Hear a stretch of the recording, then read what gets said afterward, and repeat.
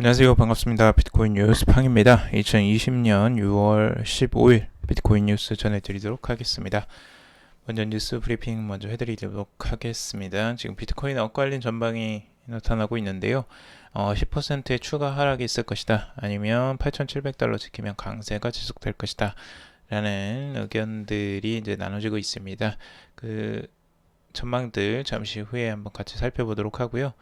그리고 암호화폐 분석 업체에서 이더리움과 메이커 그리고 베이직 어텐션 토큰이 단기 실적으로 비트코인은 능가할 것이다 라는 전망을 내놓고 있는데요. 그 의견도 같이 한번 살펴보고요. 그리고 지금 생활 속으로 침투하는 블록체인에 대한 지금 활용도가 굉장히 이제 확산이 되고 있는데 어떤 분야에서 블록체인이 활용이 되는지 잠시 후에 살펴보도록 하겠습니다. 자, 그리고 비트페이 미국 최초의 선불 마스터카드로 이 비트코인과 이더리움 그리고 XRP를 사용 가능해진다고 합니다. 자, 그리고 러시아 대법원에서 사법기관 최초로 블록체인 기반 온라인 투표를 진행했다라는 소식이 있습니다. 자, 그럼 첫 번째 소식부터 보도록 하겠습니다. 여러분들 도움이 되신다면 좋아요, 구독, 댓글 달아주시면 감사하겠고요. 투자에 관련된 정보들은 참고사항일 뿐이고 좋으니 아니니 투자하실 때 여러분들 스스로 꼭 판단하시고 결정하시기 바라겠습니다. 자, 비트코인 엇갈린 전망들 같이 한번 살펴보도록 하겠습니다. 최근에 비트코인이 단기적으로 상승을 하는 듯 하더니 다시 하락세를 보였죠. 증시 하락세와 맞춰서 맞물려서 다시 하락세가 나왔고 지금의 이제 횡보 상태를 유지하고 있는데요. 이 때문에 이제 가격 전망이 상당히 엇갈리고 있습니다.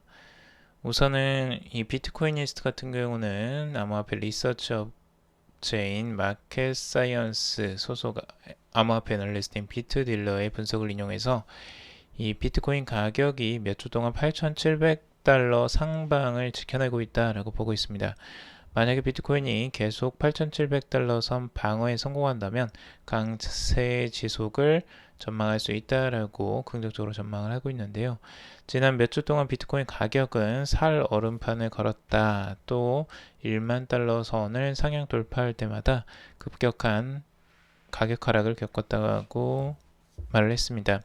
최근 비트코인은 1만 달러를 상향 돌파하고 24시간 만에 최고점보다 10% 가까이 낮은 9,050달러까지 하락을 했다면서 하지만 결국 8,700달러 선은 지켜냈고 이는 지속적인 상승 관점을 유지할 수 있는 이유다라고 설명을 하고 있습니다. 그러면서 그는 8,700달러 선의 중요성은 과소평가되어서는 안 되고 만약에 비트코인의 8,700달러 선이 붕괴된다면 유동성 부족으로 30% 낙폭을 기록할 수도 있다라고 강조를 하고 있습니다.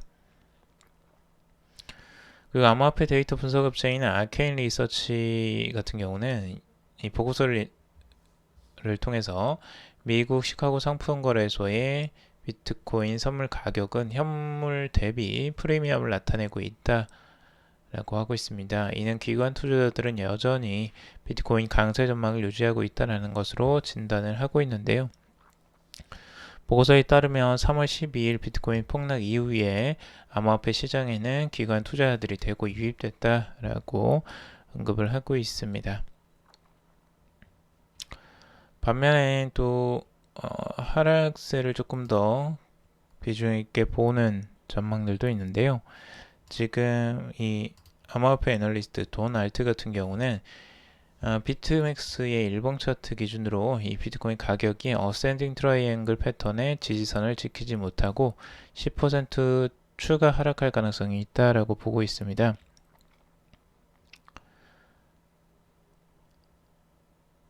(11일) 비트코인은 10% 하락 이후에 5% 반등에 성공했지만 결국 위와 같은 이유로 이 8,575달러 선까지 추가 하락할 가능성이 존재한다라고 설명을 하고 있습니다.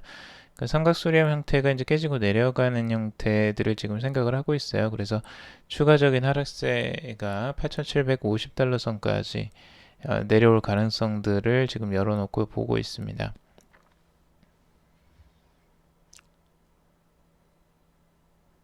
자, 그리고 지금 이 미 연준이 2020년에 지금 미국 GDP 성장률을 마이너스 6.5%로 전망을 했습니다. 이는 수십 년간 가장 낮은 경쟁 수준 성장률이기도 하는데요. 최근 이 제롬 파월 연준 의장은 이번 코로나 사태가 미국과 전 세계 경제에 전례 없는 충격을 안길 것이라고 말을 했습니다. 경제 데이터가 자산 가격 변동과 반드시 일치하지는 않지만 일정 부분 상호작용을 한다면서, 따라서 전 세계 GDP 성장률의 큰 폭 감소는 비트코인 및 증시에 악영향을 줄 것이다 라고도 전했습니다. 자, 그러니까 지금의 이제 미국의 GDP 성장률이 마이너스 6.5%를 지금 전망하고 있어요. 꽤 많이 하락을 하고 있는데요. 실제로 이 코로나 때문에 많은 실업률이 굉장히 높아졌고, 그 경제가 굴러가는 게 이제 어렵기 때문에 이런 현상들이 나타나는 거죠. 결국엔 이게 이제 증시의 작용을 당연히 할 것이고요. 증시에도 단기적으로는 뭐 6% 가까이 하락을 하기도 했는데, 이런 부분들이 증시에 영향을 미치면 그 비트코인 가격에는 그러면 따로 영향을 미치지 않을 것이냐? 그건 또 아니라는 걸 우리가 단기적으로 봤죠. 지금 코로나 1차적으로 지금 파동이 있었을 때 증시와 비트코인이 이제 같이 급락하는 양상을 보여주었습니다. 그래서 비트코인도 증시의 영향을 받지 않는 게 아니다라는 걸 명확하게 알 수가 있었고요. 이제 그런 것들을 우리는 미리 좀 대비를 할 수도 있어야 될 겁니다. 그래서 그런 부분들까지 한번 생각을 하시고 참고를 하시길 바라고요. 자, 그리고 비트코인의 현재 가격 지금 9,461달러 선에 위치해 있습니다. 그래서 현재 가격은 잠시 하락을 한 상태에서 지금 50일 이동평균선의 지지를 계속 받고 있는 형태라고 볼 수가 있습니다. 하지만 여기에서 이제 지지선이 깨지게 된다면 추가적인 하락세도 열어놓고 봐야 되는 상황이기 때문에 지금 8,700에서 800달러 선 정도까지 추가적인 하락세도 열어놓고 봐야 됩니다. 여기가 깨졌을 때. 그리고 추가적으로 상승을 한다면 이제 10,000달러 선을 다시 한번 볼 수도 있겠지만 10,000달러 선을 다시 한번 테스트할 수 있을지, 10,000달러가 굉장히 지금 이제 넘기 힘든 이제 벽으로 지금 작용을 하고 있는데요. 만약 뭐 다시 붙이고 또 올린다면 또 새로운 가능성이 열릴 수는 있습니다. 하지만 지금 그 전체적인 대내외적 상황이 그렇게 녹록지는 않기 때문에 아직까지는 좀 조심스럽게 지켜보고 있습니다. 자, 그리고 크립토 파텔 같은 경우는 지금 이 두 가지 경우를 같이 보고 있는데요. 단기적으로 지금 현재 9,250달러 선, 이 선을 중요한 지지선으로 보고 있습니다. 우선 트렌드 라인으로 연결되는 이 부분들이 이제 지지선이고요. 그리고 이 트렌드 라인 이렇게 상향으로 저점이 높아지면서 올라가는 요 라인과, 그리고 지금 이 수평으로 그어진 요 라인 9,250달러 선의 요 라인이 중요한 지지선으로 작용하고 있고, 단기적으로. 그리고 여기에서 이제 지지를 받는다면 추가적으로 상승 가능성들, 이 전고점까지 다시 한번 상승하는 가능성들을 보고 있고요. 그렇지 않다면 추가적인 하락세를 지금 열어놓고 보고 있습니다. 그래서 8,750달러 선까지도 추가적으로 하락할 가능성들을 열어놓고 보고 있죠. 그래서 뭐 비슷합니다. 지금 다른 단기적인 분석들과 뭐 이런 부분들이 상당히 비슷한 부분들이 많이 있고요.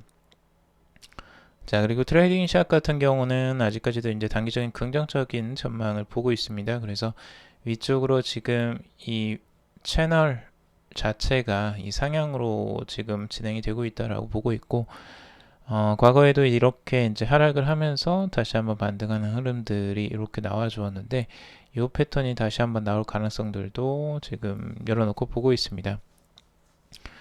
그래서 50일 이동평균선을 이제 중요한 또 지지선으로 보고도 있고요.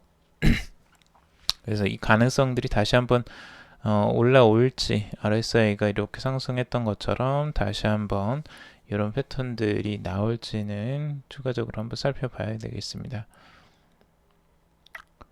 자, 그리고 암호화폐 분석 업체 이더리움과 메이커 그리고 베이직 어텐션 토큰의 단기 실적이 비트코인을 능가할 것이다라고 전망을 하고 있습니다.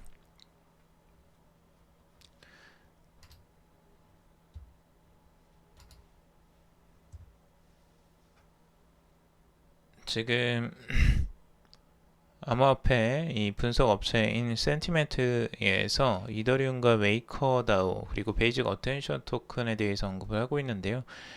이 세 개의 알트코인 시장 지표는 이들이 단기 강세를 나타낼 가능성이 높다라고 말하고 있다고 진단을 하고 있습니다.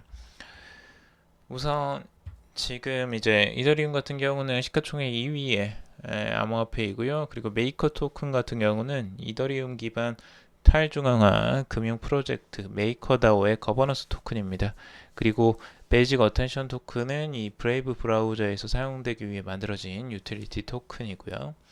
자, 이 세 가지를 지금 주요적으로 바라보고 있는데 이 센티멘트에서 지금 내세우는 이제 근거로 지금 나오는 게 일일 활성 주소수입니다.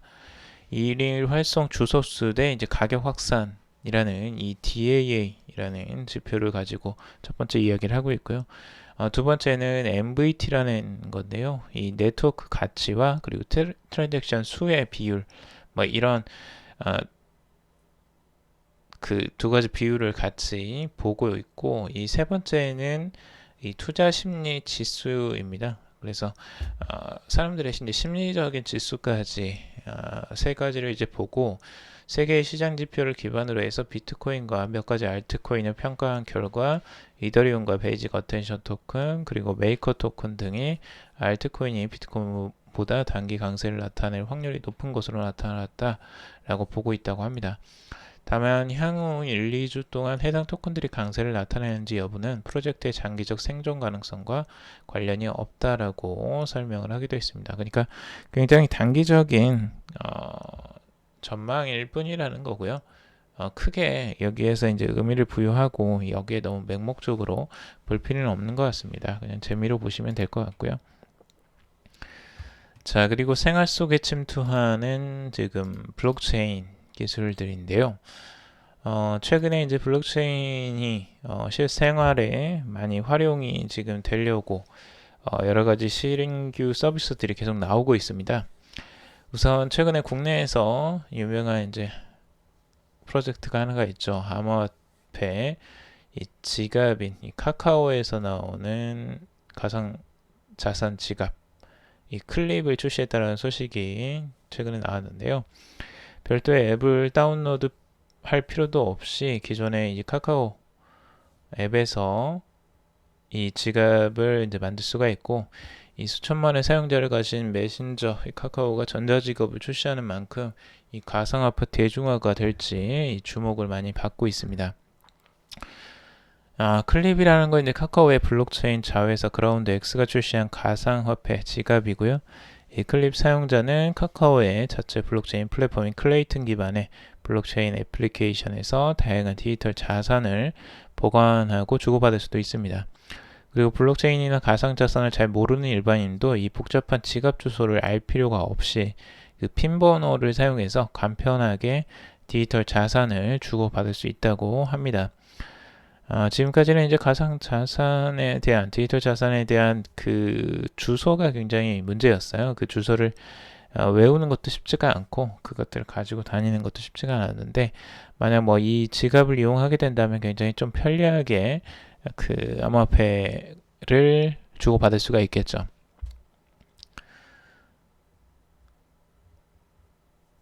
최근에 이제 출시되지는 얼마 안 됐지만 이 클립은 이 사용 편의성에서 좋은 평가를 받고 있다고 하는데요. 하지만 비앱 연동 기능이 미비하고 이 자체 암호화폐인 클레이가 하락세를 보이는 등의 이제 아쉬운 점도 눈에 띄었다라고 지적을 하고 있습니다.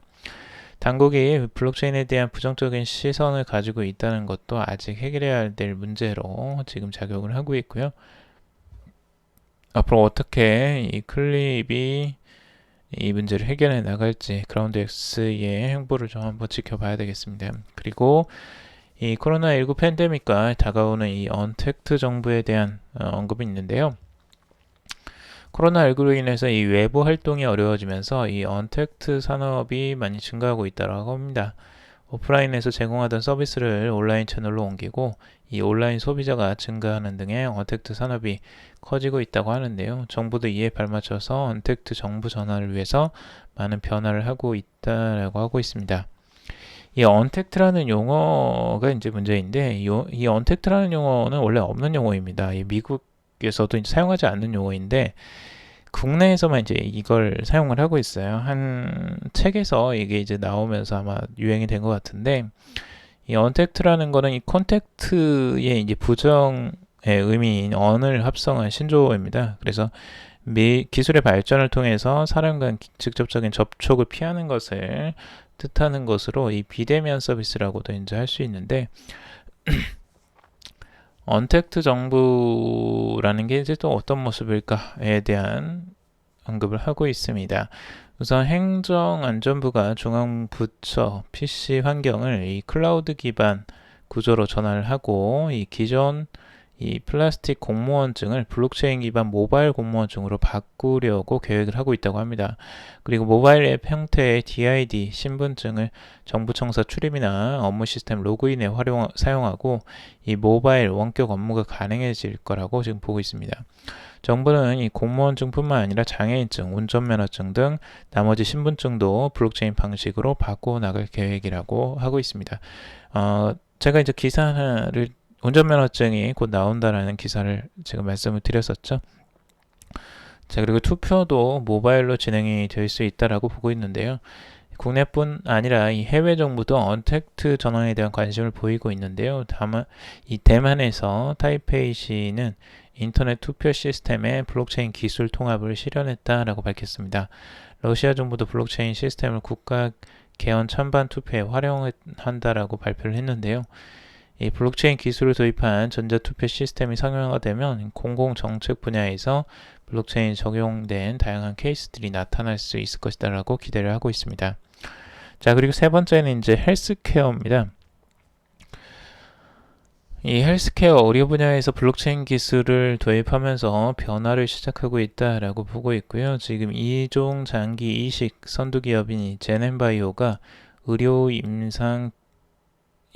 자료에 블록체인 솔루션을 도입하기 위해서 60억 원을 미디움에 투자를 했고, 이 코핀홀딩스와 이 메디퓨 코리아는 블록체인 의료 서비스 활성화를 위해서 양해각서를 체결하는 등 헬스케어 의료 분야와 블록체인 기업의 협업 또는 투자가 눈에 띄고 있다라고 보고 있습니다.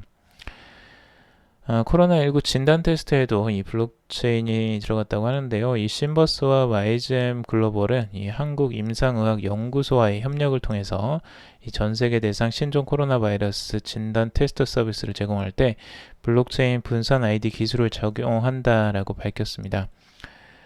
블록체인을 활용하면 이 신뢰성을 높이고 비용을 절감할 수 있어서 이번 신종 코로나 바이러스 진단에도 긍정적인 역할을 하게 될 것이다라고 예상을 하고 있습니다. 그리고 여기 이제 비대면 헬스케어 부분이 이제 모바일 애플리케이션으로 이루어질 수 있다라고 보는데요. 이 비대면 헬스케어 서비스도 늘어나고 있다고 합니다. 메디블록은 애플리케이션으로 의료 정보를 관리하고 이 실손보험금 청구 그리고 헬스케어 서비스 활용 등에 사용할 수 있는 서비스를 준비하고 있다고 하고요. 그리고 코핀홀딩스는 블록체인 기반의 차세대 의료 뷰티 서비스 플랫폼을 준비하고 있다고 합니다. 최근에 이런 블록체인 기술을 적용해서 다양한 분야에 지금 그 확산이 되고 있는데요. 앞으로 이런 이제 신뢰성과 투명성이 이제 계속 높아질 것으로 보여집니다. 그리고 편의성도 당연히 사용자들의 편의성은 당연히 올라갈 수밖에 없고요. 그래서 앞으로 이 블록체인 기술은 다양한 분야에서 활용이 될 것으로 지금 기대가 되고 있습니다. 자, 그리고 비트페이 미국 최초의 선불 마스터카드로 이 비트코인, 이더리움 및 XRP를 사용 가능해진다고 합니다. 비트페이가 선불 마스터카드를 출시하여서 이를 통해 미국 고객을 위한 전환 비용 없는 즉시 암호화폐를 이 법정화폐로 전환할 수 있게 되었다고 합니다. 이 미국 최초의 암호화폐 사용자를 위한 최초의 마스터카드 선불카드인데요. 이 애틀랜타 기반의 비트코인 결제 서비스 제공자인 비트페이가 이 BTC와 그리고 BCH 그리고 이더리움 그리고 XRP와 스테이블코인 USDC, 팍소스 등을 지원을 한다고 합니다. 이 카드 소지자는 이 비트페이 모바일 앱을 사용해서 암호화폐를 구입할 수 있고요. 이에 대해 비트페이 CEO 스티븐 페어는 비트페이 카드는 이 소비자에게 새로운 이점과 기능을 제공하여 비트코인 및 기타 암호화폐를 통화 위험 없이 사용 가능한 잔액으로 쉽게 전환할 수 있습니다 라고 밝혔습니다. 해당 카드는 이 마스터카드가 허용되는 모든 곳에서 구매를 할 수가 있다고 합니다. 사용자는 이를 사용해서 이 ATM에서 현금을 인출할 수도 있고요. 모바일 앱을 통해서 사용자는 카드를 다시 로드하고 거래 내역을 보고 카드 설정을 관리할 수도 있다고 합니다.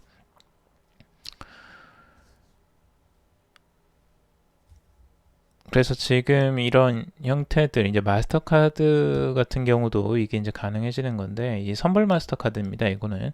그래서 아무튼 마스터카드를 사용하는 모든 곳에서 지금 이제 비트코인, 이더리움, XRP가 이제 사용 가능해지는 거죠. 그래서 날이 갈수록 이 결제의 이제 편의성이, 이 암호화폐를 통한 결제의 편의성이 굉장히 높아지는 이런 현상들을 지금 볼 수가 있습니다.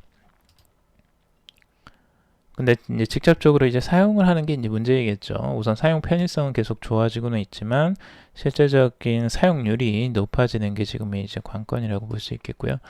그리고 러시아 이 대부분에서 사법기관 최초로 이 블록체인 기반 온라인 투표를 진행한다라는 소식입니다. 러시아 대법원이 지금 원격으로 진행한 총회에서 처음으로 블록체인 기술을 활용했다라고 하는데요. 이 참석자들은 사건 심리 및 판결 기록에 카스퍼스 키랩의 온라인 투표 시스템 폴리스를 사용했다라고 합니다. 현재 IT 기업인 이 소프트라인은 클라우드 저장 시스템을 제공했다고 하는데요. 이번 총회에서는 러시아 민법 조항 적용권 등 5개 판결이 처리가 됐고, 대법원 측은 이 블록체인 기술을 활용한 이번 투표가 사법제도 전반에 상징적인 사건으로 간주될 수 있다고 보고 있습니다. 한편 대법원이 블록체인 시스템을 긍정적으로 평가하면서 오는 7월 진행되는 러시아 연방 법관 회의에서도 이를 활용할 가능성이 높아질 전망이라고 하고 있습니다. 아까도 말씀드렸다시피 지금 이제 투표에서도 블록체인 기술이 지금 활용이 되고 있는 것으로 볼 수가 있고요. 러시아 이제 대법원에서도 이게 사용될 정도로 그만큼 신뢰도가 높다라는 거겠죠. 원래 이제 법원 같은 경우는 굉장히 이제 보수적인 그 곳이라고도 볼 수 있는데, 이곳에서 지금 블록체인이 사용된다는 거, 그것도 온라인 투표가 활용이 된다는 거 굉장히 많이 획기적인 일이라고도 할 수 있습니다. 그래서 앞으로 이 온라인 투표, 이 블록체인을 활용한 온라인 투표가 더욱더 많이 사용될 가능성들이 지금 엿보이고 있습니다. 자, 오늘은 여기까지 정리를 해봤습니다. 여러분들 도움이 되셨길 바라고요. 도움이 되셨다면 좋아요, 구독, 댓글 달아주시면 감사하겠습니다. 정보들은 참고사항일 뿐이고 조언이 아니니 투자하실 때 여러분들 스스로 꼭 판단하시고 결정하시길 바라겠습니다. 금일도 방송 들어주셔서 정말 감사합니다.